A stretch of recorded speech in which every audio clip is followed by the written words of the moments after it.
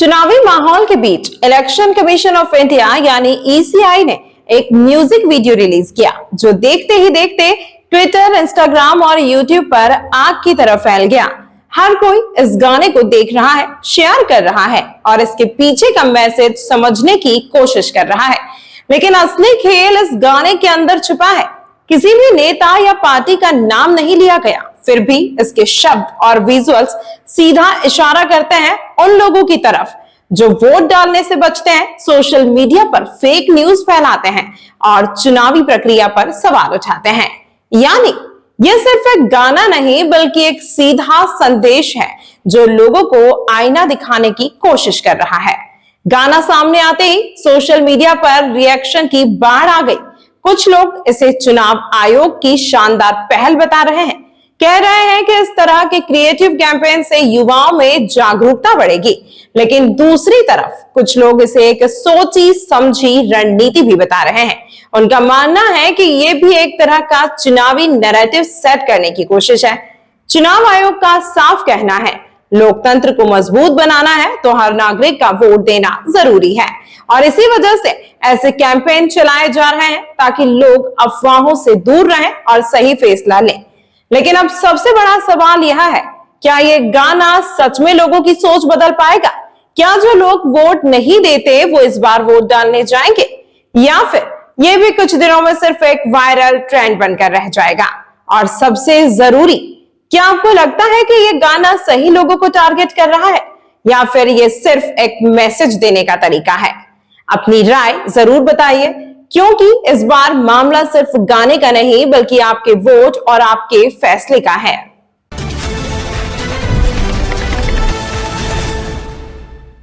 पश्चिम बंगाल में विधानसभा चुनाव अब सिर्फ वोटों की लड़ाई नहीं रह गया है, बल्कि यह सियासी बयानबाजी, आरोप प्रत्यारोप और अब सोशल मीडिया के जरिए दिए जा रहे संकेतों का जंग बन चुका है।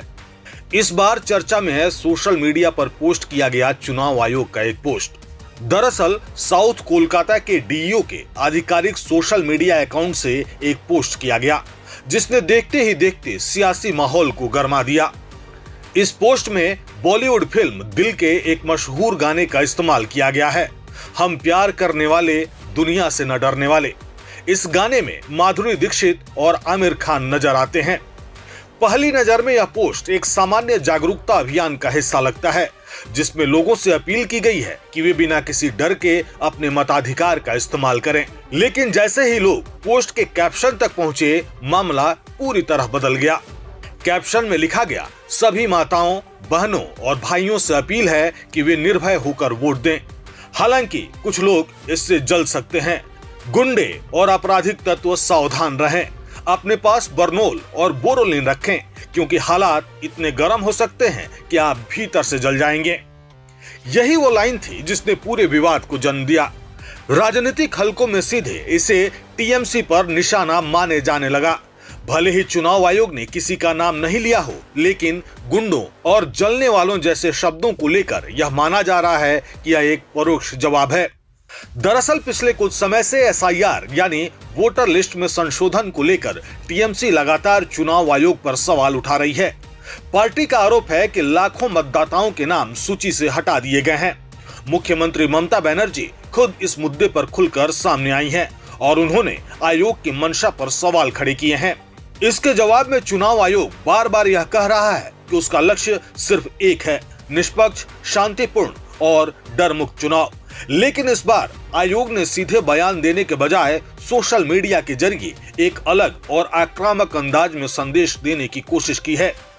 राजनीतिक विश्लेषकों का मानना है कि यह सिर्फ एक पोस्ट नहीं बल्कि एक रणनीतिक संदेश है। यह दिखाता है कि अब चुनावी लड़ाई सिर्फ रैलियों और भाषणों तक सीमित नहीं रही, बल्कि डिजिटल प्लेटफॉर्म भी इसका अहम हिस्सा बन चुके हैं। कुल मिलाकर बंगाल का यह चुनाव एक बहुस्तरीय संघर्ष बन चुका है, जहां एक तरफ राजनीतिक दलों की सीधी लड़ाई है तो वहीं दूसरी तरफ चुनाव आयोग और सत्ताधारी दल के बीच भरोसे और आरोपों की जंग। और इस जंग में अब गाने, सोशल मीडिया पोस्ट और इशारों में दिए गए संदेश भी एक बड़ा हथियार बनते जा रहे हैं।